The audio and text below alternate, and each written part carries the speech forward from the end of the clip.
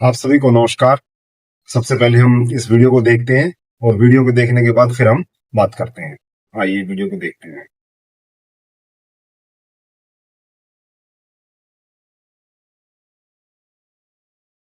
जैसा कि आप सभी ने इस वीडियो को देखा और इस वीडियो के अंदर पाया कि जो आदमी का जो जीवन काल है ना, वो हर साल कम कम कम होता जाता है।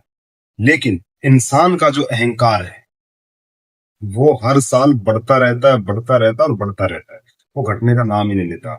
और अहंकार बढ़ने के कारण हमारे जो रिश्ते हैं आज टूटने के कगार पर आ गए हैं और टूटते भी जा रहे हैं। कारण क्या है? क्योंकि हम अपने आप को अहंकारी समझने लगे हैं। किसी को पैसे का अहंकार है, किसी को अपनी शिक्षा का अहंकार है, तो किसी को अपने धन संपत्ति का अहंकार है, तो किसी को अपने साधन संपन्न होने का अहंकार है। किसी के पास बहुत सारी प्रॉपर्टी है।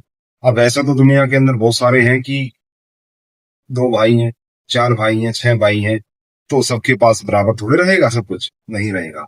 कोई ज्यादा कमाने वाला तो कोई कम कमाने वाला है। लेकिन परिवार का विखंडन भी अहंकार का ही एक रिजल्ट है। अहंकार जिसके घर में चला जाएगा तो समझ जाना उस परिवार का विखंडन होना बिल्कुल निश्चित है।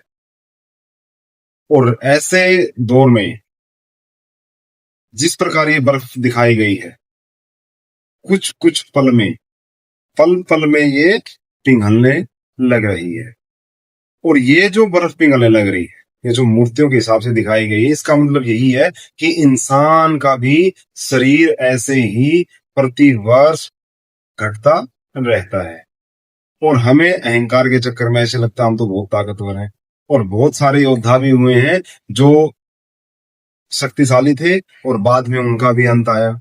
यहां तक तो सीता मैया जी को उठाया था उन्होंने, सबसे साले शक्तिशाली भी थे, शास्त्र के ज्ञाता भी थे, और उसके टक्कर में भी शायद कोई नहीं था।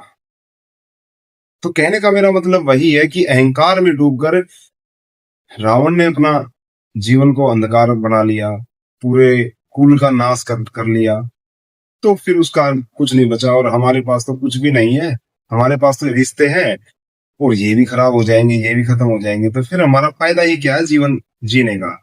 तो अच्छे से जिए, अच्छे से चले और अहंकार जीवन में कभी ना करें। कोई आपसे बात करता है ना करता है, आप अपने रिश्तों को बचाने के लिए पहल करिए। आप ये मत सोचिए कि सामने वाला सबसे पहले आपसे बात करेगा फिर आपने बाद में बोलना है। ये बाद में बोलने वाली प्रक्रिया ही इंसान को खत्म कर देती है, रिश्तों में तनाव आ जाता है। और अहंकार भी यही इसी प्रकार का चलता रहता है।